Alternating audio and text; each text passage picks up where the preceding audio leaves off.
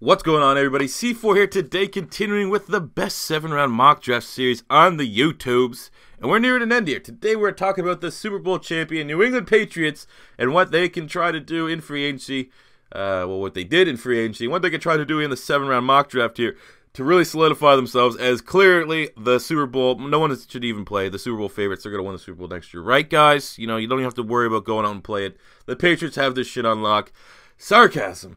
But anyway, the Patriots, they absolutely killed free agency. We're going to get some grades out there. We're going to look back at their 2016 draft and then give our own hand at a full 7-round mock. So the Patriots last year, 14-2, had the 4th overall offense and the 8th overall defense. Their MVP was clearly Tom Brady, so missed his first couple of games from Deflategate, came back without a meet, and was certainly on a warpath, if you will, and was right in the consideration for the actual NFL MVP. I'm assuming, I didn't see anything about like, oh, the runner-up or anything, but I assume Tom Brady probably was either the runner-up, or if not, it was Aaron Rodgers and Brady was number 3. But I mean, you know, once again, ageless wonder, seeming to defy all the odds. The needs for the Patriots before free agency: defensive end, safety, tight end, and outside linebacker. The moves they made in free agency, just some of them. They released Sebastian Vollmer, which freed almost $2 million in cap, give that a C+ with the emergence of Marcus Cannon. It kind of made him expendable. They traded for Dwayne Allen and a 6th-rounder for a 4th-rounder. That's a B. They got themselves their backup tight end, the replacement for Martellus Bennett, a younger Martellus Bennett, not as high of a, obviously Dwayne Allen's not on Martellus Bennett level yet, but there's upside. He's still a young player that can develop, and he's not going to be asked to be the starter there. Clearly, he's going to be playing behind Gronk. They signed Stephon Gilmore, 5 years, $65 million.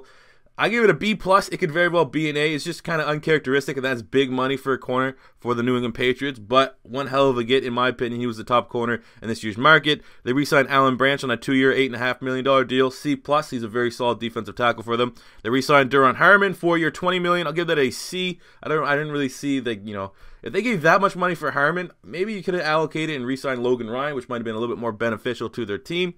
They traded a 2nd-rounder to Carolina for a 3rd-rounder and Coney Ealy, so they pretty much recouped what they lost with Chris Long going to free agency.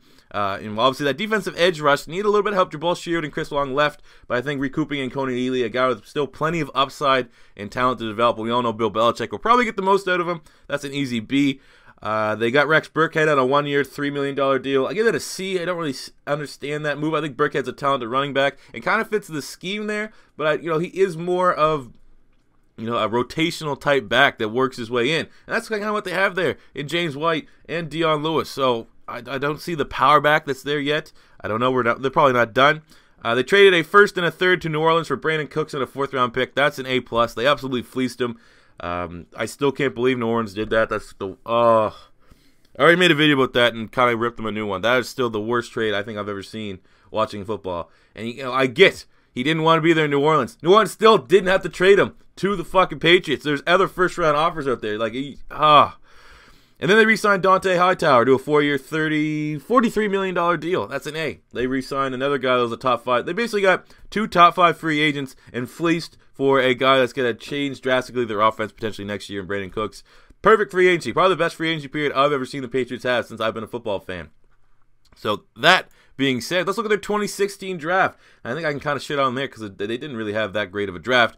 The 1st-round pick was forfeited due to Deflategate. In the 2nd round, they got Cyrus Jones, the cornerback from Alabama. I thought that was kind of a reach there, considering he's a nickel. And he didn't really play a whole lot, didn't see the field a whole lot, was more so a special teamer.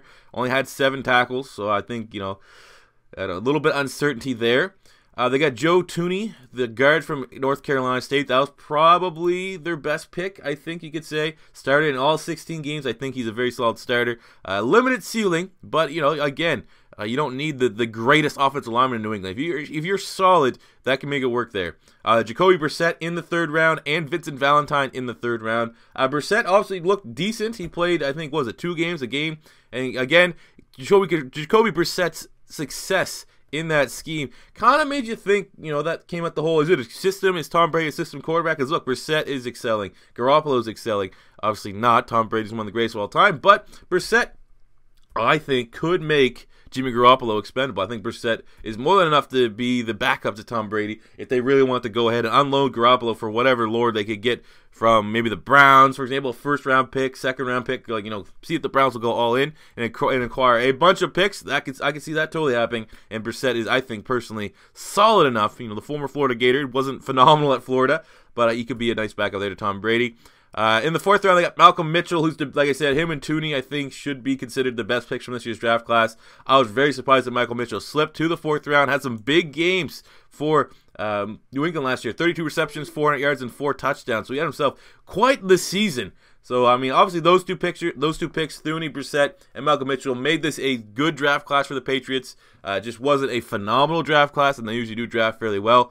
3 6th-round picks, they got Camus Grugier-Hill, who's now on the Philadelphia Eagles, Elandon Roberts, the inside linebacker from Houston, and Ted Karras, the guard from Illinois. Both those guys depth roles. And in the 7th round, they got Devin Lucien, the wide receiver from Arizona State, who obviously, you know, depth guy, another depth side player. I think he's currently on their practice squad. So overall, not the best, considering they had quite a few picks. Not the best draft, but they got 2 guys that can make big plays there. Malcolm Mitchell and Joe Tooney, not bad at all. So now, let's jump into our full 7-round mock draft and see how we can do for the Super Bowl champion Patriots. So they have no first-round pick, which is what they used to get Brandon Cooks from the Saints. So, I mean, I think that's still a pretty fair trade-off. So in the 2nd-round pick, or actually, they don't even have a 2nd-round pick, because they traded that to Coney, so they don't pick till the 3rd round. They still get an absolute stud in the 3rd round at pick 72. Ryan Anderson, the outside linebacker from Alabama, 6'2", 253 pounds, 4.78 40, super productive. NFL comparison is Ahmad Brooks of the San Francisco 49ers. He's been very, very productive there, more so in the Jim Harbaugh years. But he can play 4-3, 3-4, incredibly versatile outside linebacker. Bill Belichick does like his Alabama playmakers. I see now as an outside linebacker, I mean, right now, the current outside, you got Shea McCullough, Rob Ninkovich. I mean, Ninkovich is getting out there in age, so I think worst case scenario, you're in the 3rd round here. You got to remember that the Patriots probably aren't going to get a whole lot of starting talent in the 3rd round on. The 1st and 2nd round is usually where you get them. But even a guy like Ryan Anderson, high upside to start as a rotational role as an outside linebacker in that Bill Belichick defense, Matt Patricia defense, to get him working there. And then he can learn from a really, really good veteran, a savvy veteran in Rob Ninkovich, who's probably nearing the end of his career there, but still can play with the best of them. And I think that's a great pick there. Great value pick in Ryan Anderson. Jump to the 2nd, 3rd round pick, pick 96.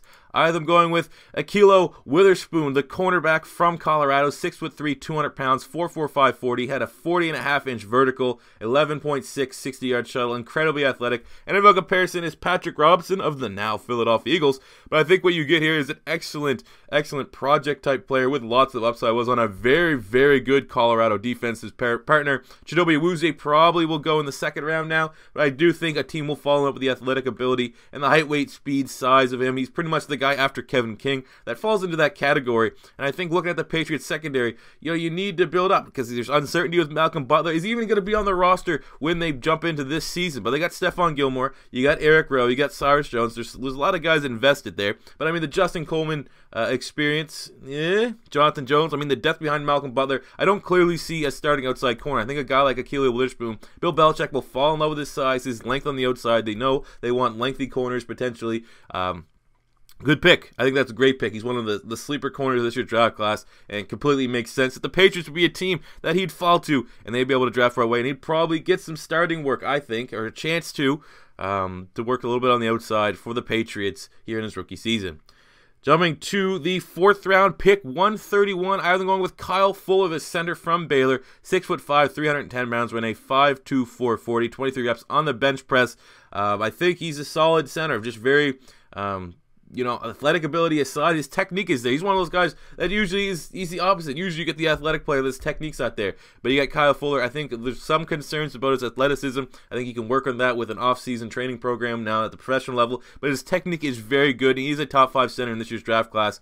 And I think that's a spot on the Patriots offensive line they want to look to improve. They have David Andrews, who's not bad. He's serviceable. Ted Karras is a backup. They drafted him last year. But I still don't think they have a complete option there at center. I think getting a guy like Kyle Fuller, one of the top centers of this year's draft class, being able to get him in the 4th round, add him to the interior of that offensive line, very solid pick for the Patriots to improve really the one weak spot, I would say, looking at their offensive line depth chart right now.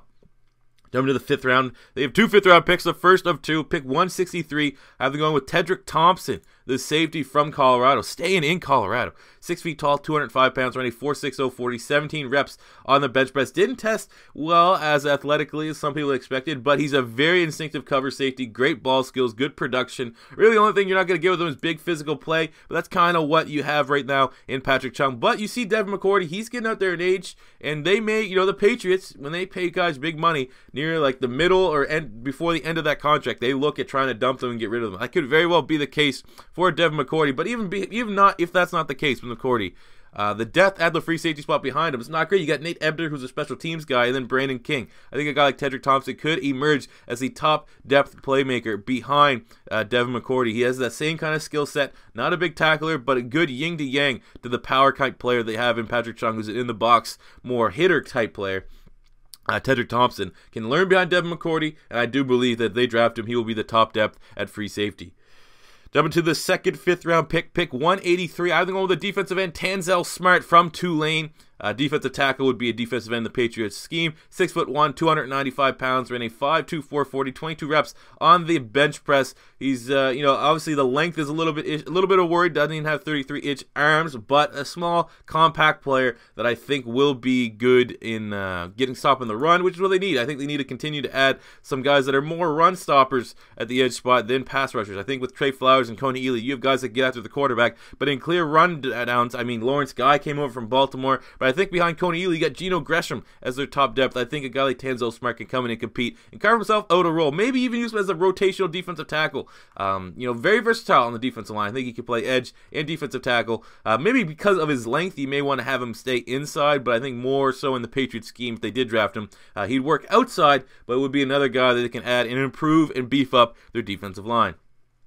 Jumping to the 6th round pick, 200. I've been going with the wide receiver, Darius Rogers from USC. 6'1", 215 pounds. Put up 8 reps on the bench press, which was kind of disappointing. But this guy here, man, I think, his pro day hasn't happened yet, or at least I haven't seen his pro day stats.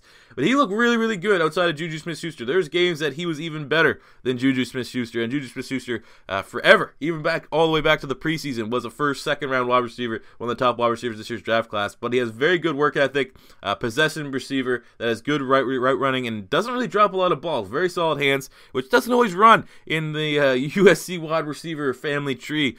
Nelson Aguilar, but I think a guy like Darius Rogers, plenty of upside, real potential to make this roster in the 6th round. Very good value pick, very similar to Malcolm Mitchell last year. But look at the tail end of the wide receiver depth chart there for the Patriots. You got Matthew Slater, Devin Lucien. I think Danny Amendola's time is about up there. So I mean, you got Chris Hogan, Edelman, and Cooks, and Malcolm Mitchell. That is a very good wide receiver core. Add a guy like Darius Rogers, I can see him very well getting that competing for that 4th, 5th wide receiver spot. Maybe not so much for Malcolm Mitchell, but I think he might be able to carve out a role, go with the youth side over a Danny Amendola. But I think there's upside there, especially in the 6th round. Rogers should be a lock to make that Patriots final 53-man roster as a wide receiver with plenty of upside. Josh McDaniels will make it work. And then finish it up in the 7th round pick, 239. I've been going with best player available, and that's going to be Jeremy Clark, the corner from Michigan, 6'3", 220 pounds, put up 20 reps on the bench press. Again, another dude coming off an injury in ACL, but he is phenomenal size. This guy here probably could make a switch to safety at 220, but I mean, he still played corner. He's still classified as a corner. His tape, he has good makeup speed. He wasn't able to run a 40. I think he's quicker than fast, and he could be a late round steal for the Patriots at that cornerback spot. Great size, would be able to come in and contribute right away on special teams. We all know how much Bill Belichick really values players that are two-way players that can not only contribute on the main, but also on special teams. And I think a guy like Jeremy Clark in the 7th round, lots of upside, maybe even develop. Again, with that just frame, very similar to what they took in the 3rd round in Witherspoon. Just a big-bodied guy that can play pretty much everywhere. Maybe look at him as a safety, as a corner, either or. He's a defensive back that can contribute right away on special teams, and that is a very, very likely Bill Belichick pick in the 7th round. And why not get that in Jeremy Clark? Plus, he was coached well at Michigan. You're going to get great coaching there under Jim Harbaugh. So there you go, guys. That is my full 7th-round mock draft for the New England Patriots. As always, if you agree or disagree, let me know in the comments section below. If this is your first time stopping by, don't be afraid to hit that subscribe button. 100 likes on this video, and we will be releasing, I think it's the Rams video tomorrow, as we're coming to the end here of Mock Draft Central on Beast Mode TV. Thank you guys for watching, and until next time, it's C4 saying peace out.